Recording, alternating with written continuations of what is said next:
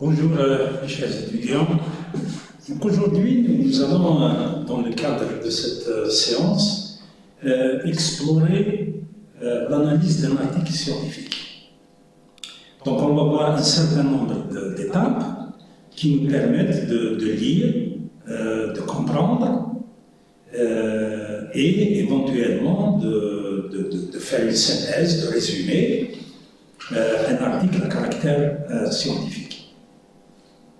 La première des choses à faire quand on analyse un article, c'est probablement de résumer l'idée générale.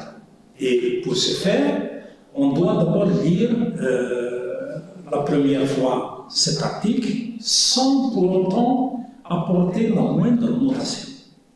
Donc on fait une lecture générale, une lecture simple et souple de l'article pour comprendre l'objectif général de l'article, donc, comme je l'ai signalé, sans pour autant noter quoi que ce soit.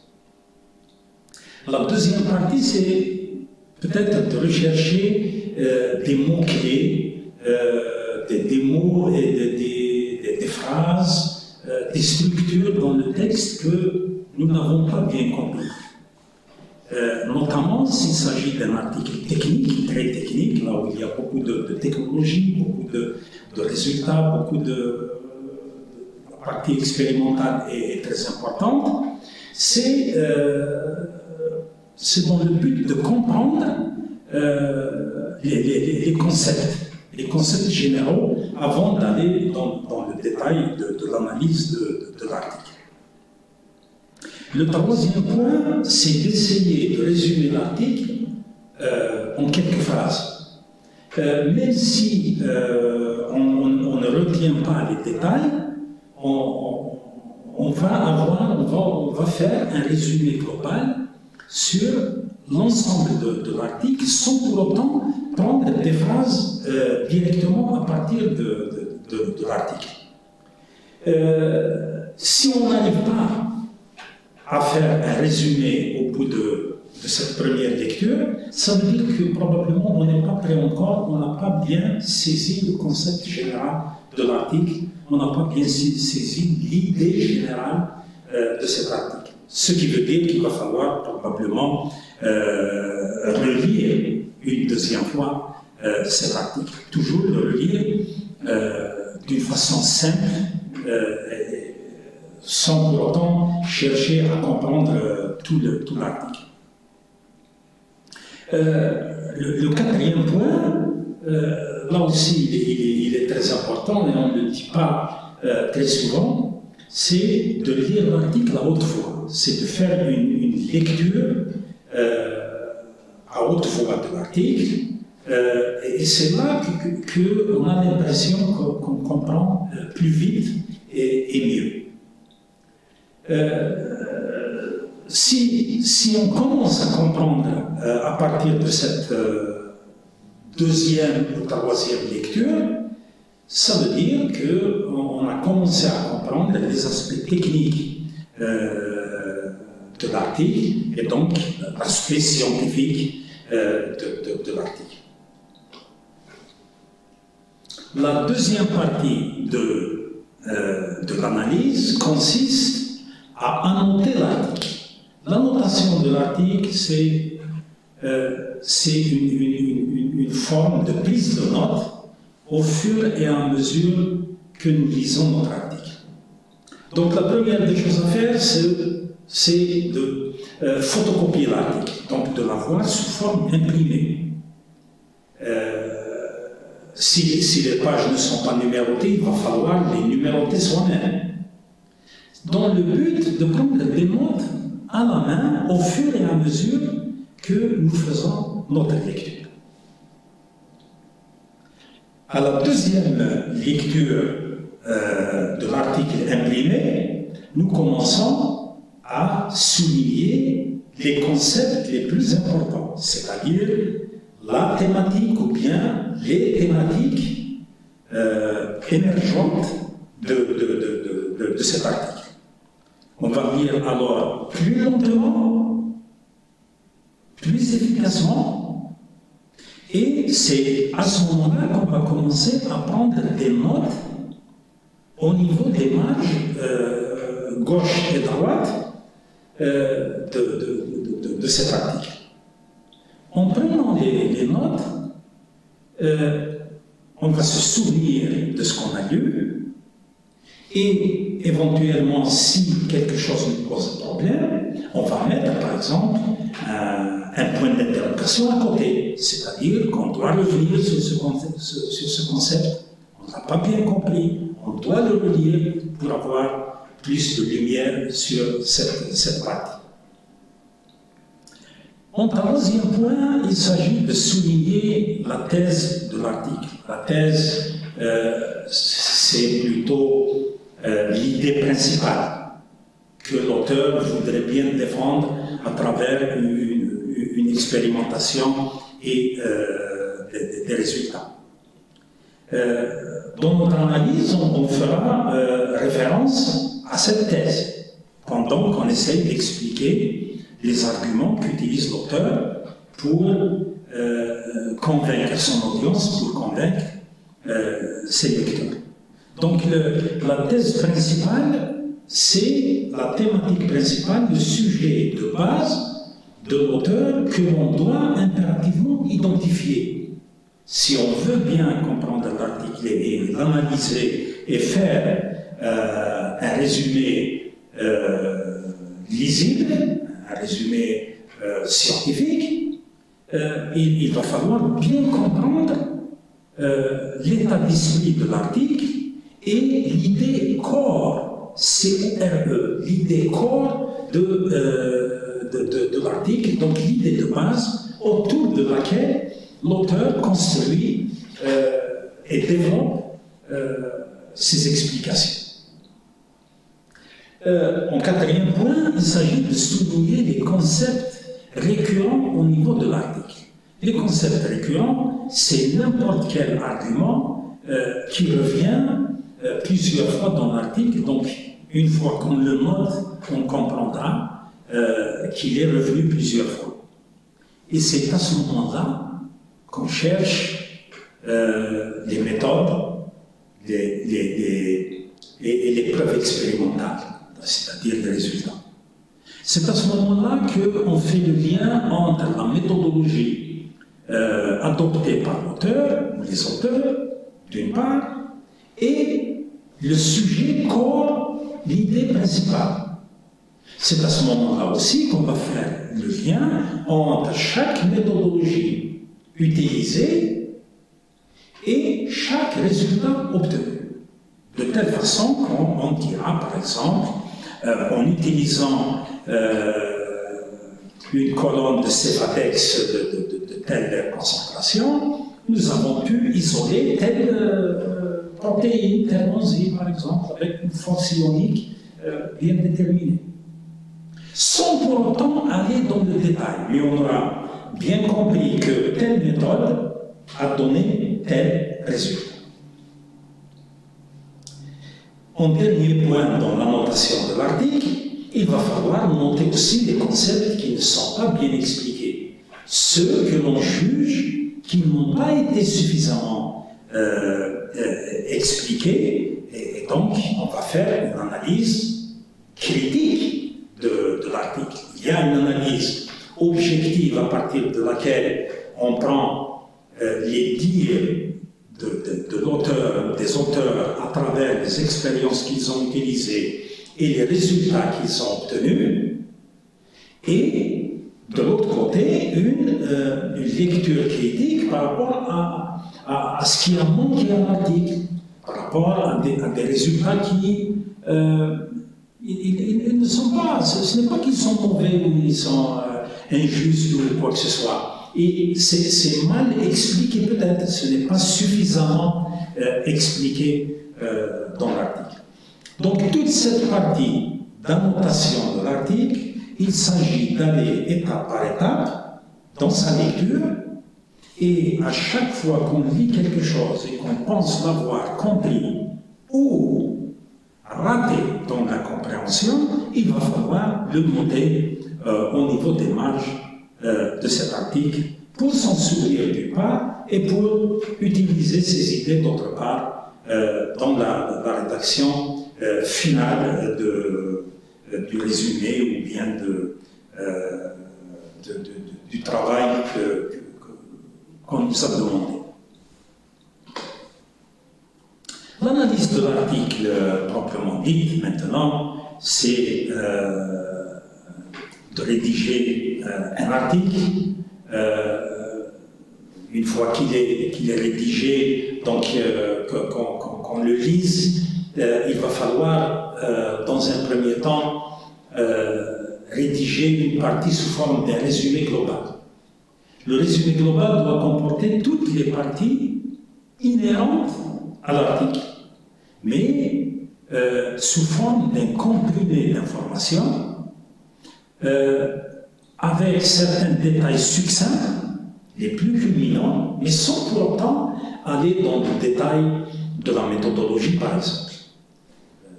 On peut signaler que les auteurs ont utilisé une électrophorèse, par exemple, mais sans pour autant expliquer la nature exacte du protocole. Présenter quelques informations essentielles à propos de l'auteur et de l'article. Ces informations, elles permettent d'avoir une idée déjà sur l'expertise, notamment lorsque on a affaire à la partie introductive, la partie historique, on aura une idée bien précise si l'auteur en question est une source primaire d'information ou bien s'il est une source secondaire. Je m'explique, quand on lit la partie introductive d'un article, il y a beaucoup d'informations et une partie assez conséquente de cette information n'appartient pas obligatoirement à l'auteur de cet article. Mais il aura fait une synthèse. Et c'est là qu'on définira, qu'on comprendra quelle est la partie dans laquelle l'auteur est une source primaire, donc on peut le citer directement, ou bien s'il est une source secondaire, ça veut dire que lui-même, il a cité une source. Donc on ne peut pas citer cet auteur comme étant la source de l'information. Donc vous voyez bien que la lecture de l'article et la présentation des références au niveau de l'article nous donne une très très bonne indication sur l'information en elle-même ou sur l'appartenance de l'information à l'auteur de l'article ou bien à des auteurs qui ont rédigé leur article bien précédemment. On pourra aussi établir l'audience de l'article. Quand on lit ces articles, même quand on lit un article scientifique, certains articles scientifiques ne sont pas toujours destinés à une audience restrictive. Certains articles sont destinés à un large public. Donc il s'agit plutôt d'articles de vulgarisation. On fait en sorte d'utiliser le langage technique le moins possible, donc carrément un langage littéraire, pour expliquer un concept scientifique. C'est dans le but de s'adresser à la population générale. Par contre, quand on s'adresse à une population qui est supposée être de niveau, on peut utiliser tous les mots techniques et technologiques, toutes les caractéristiques scientifiques de la méthode, et supposer même dans certains cas que certaines choses jugées banales ne doivent pas être expliquées dans un article. Si on fait cette lecture et cette critique, c'est dans le but aussi d'avoir un regard sur la qualité de la rédaction de l'auteur. Est-ce que l'auteur s'est adressé convenablement à son audience? Ou bien, est-ce que dans certaines parties, il s'est adressé hautement à un public moins connaisseur? Ou bien, est-ce qu'il a fait trop de vulgarisation alors qu'il devrait s'arrêter beaucoup plus et expliquer plus les concepts scientifiques et technologiques et se limiter à juste parler comme ça de certains autres aspects dits banals, dits simples pour un public averti. On doit aussi déterminer l'objectif de l'article. Je disais tout à l'heure la thèse de l'article. J'ai mis entre parenthèses ici l'idée phare de l'article.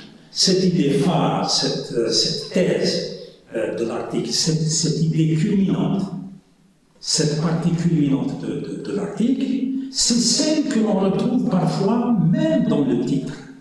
Parfois, la lecture du titre nous renseigne sur nos attentes lorsqu'on lira l'article en entier. Parfois, on spécifie les objectifs d'une façon encore beaucoup plus claire que ce que l'on voit dans le titre à la fin de l'introduction, avant d'aller dans la partie méthodologique et résultats. C'est à ce moment-là que l'on peut citer nos objectifs.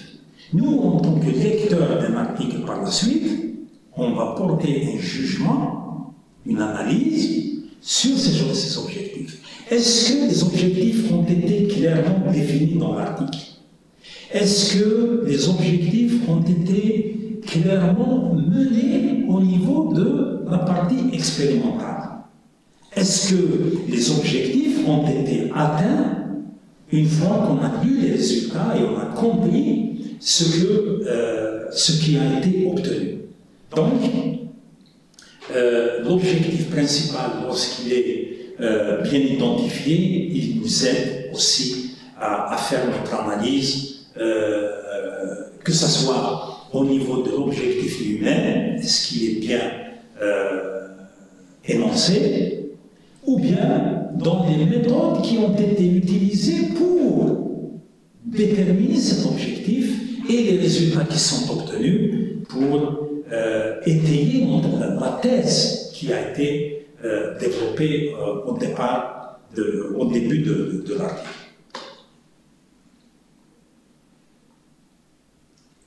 On peut aussi déterminer à partir de là si l'auteur a bien défendu son idée.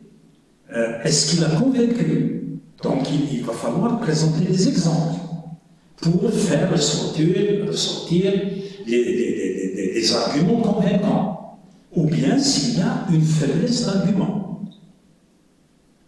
Il faut analyser aussi la pertinence de ces arguments.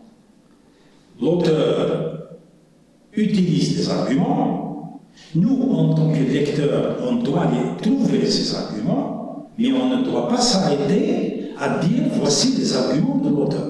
On doit analyser les arguments développés par l'auteur. Est-ce que ces arguments, à travers cette analyse, est-ce qu'il y a une pertinence? Est-ce que les arguments présentés manquent d'explication? Dans lequel cas, il va falloir donner des raisons. Donc on doit revenir sur l'ensemble des notes que nous avions prises auparavant pour apporter un jugement sur la validité, sur la cohérence des arguments développés par l'auteur. On peut aussi comparer l'article à d'autres écrits, d'autres articles qui traitent du même sujet.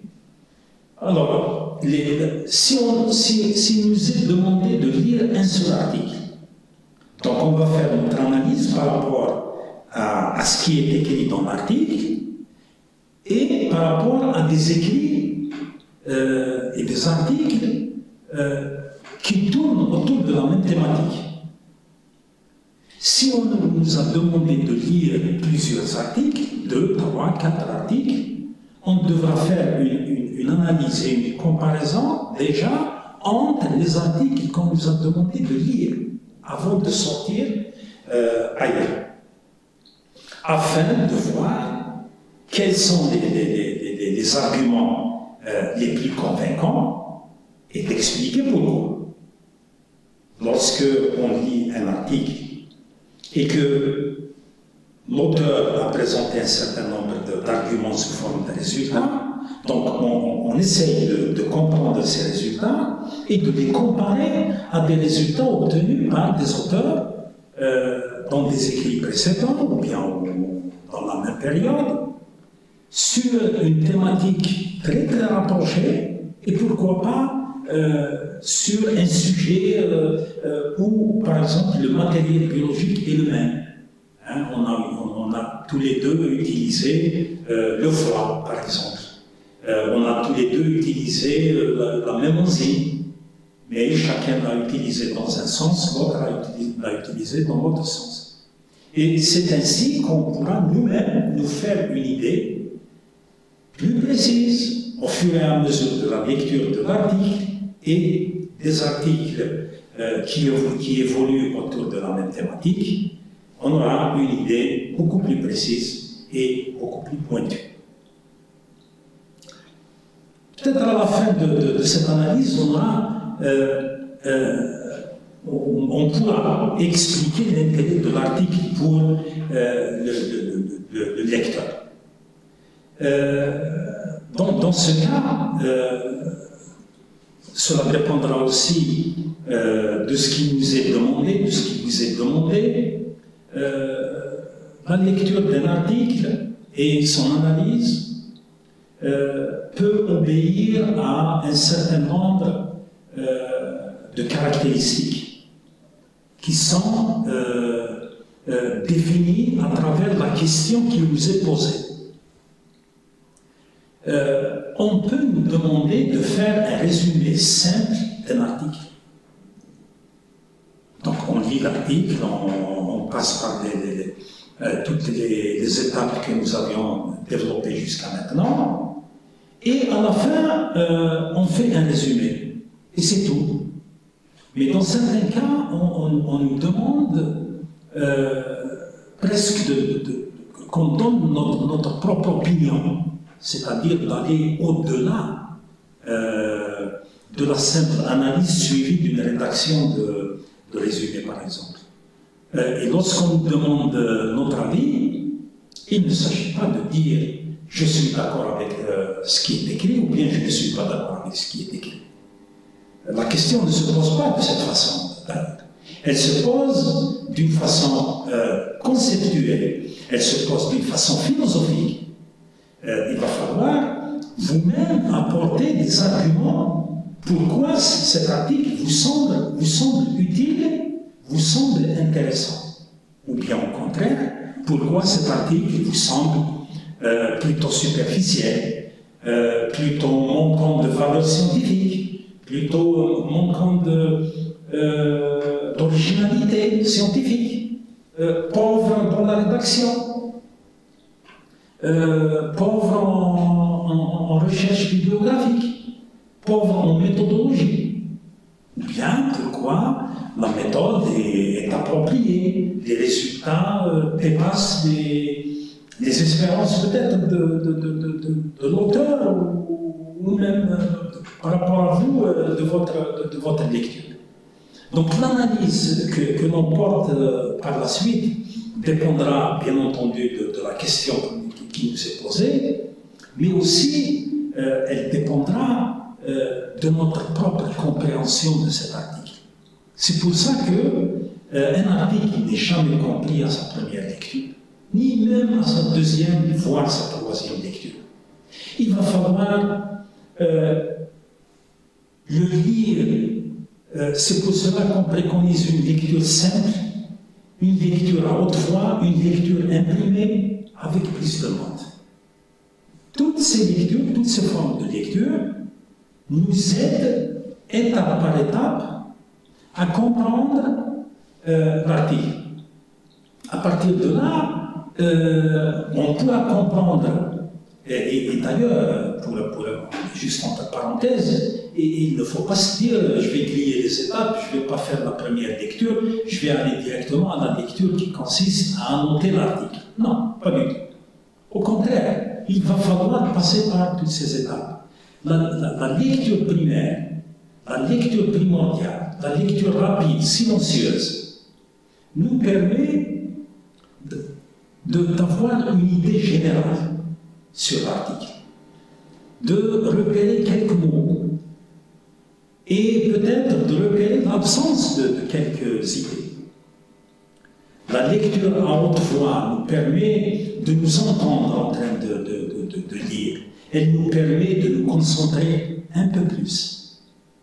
Par contre, la troisième lecture, elle peut être la dernière comme elle peut ne pas l'être.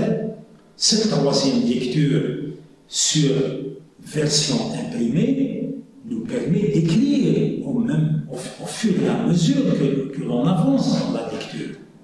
On écrit à côté toutes les idées qui nous viennent à l'esprit. Tout ce qu'on a compris, tout ce qu'on a mal compris, on doit l'écrire. C'est ainsi qu'on pourra analyser cet article.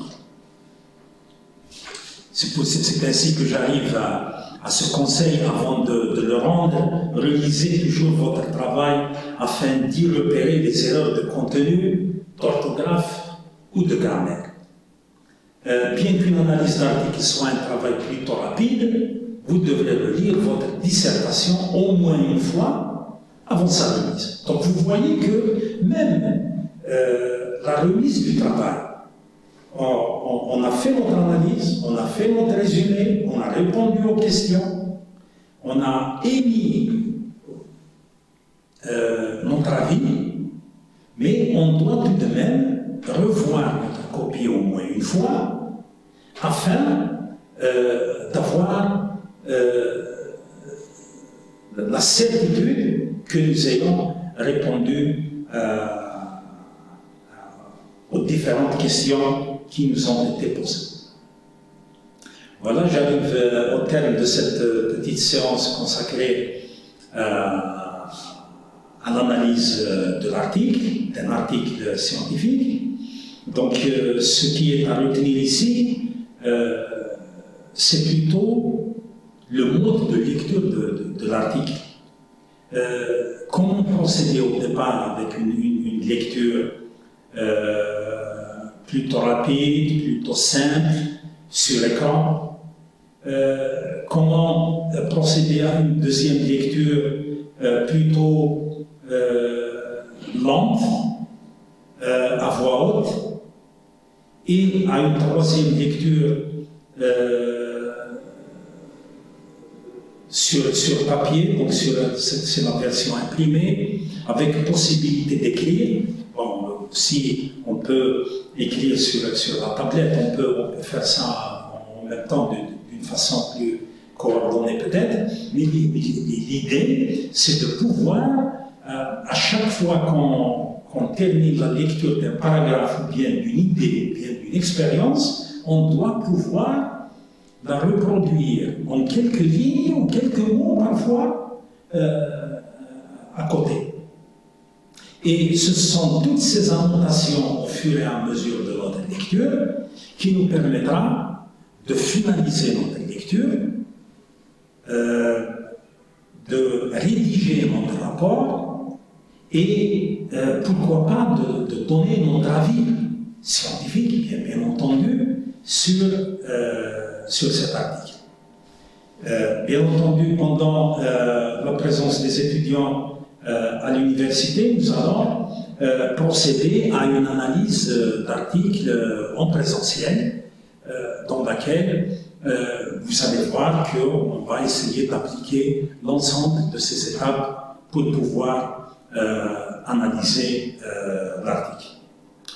Je vous remercie pour votre attention et au plaisir de vous voir en présentiel. Merci.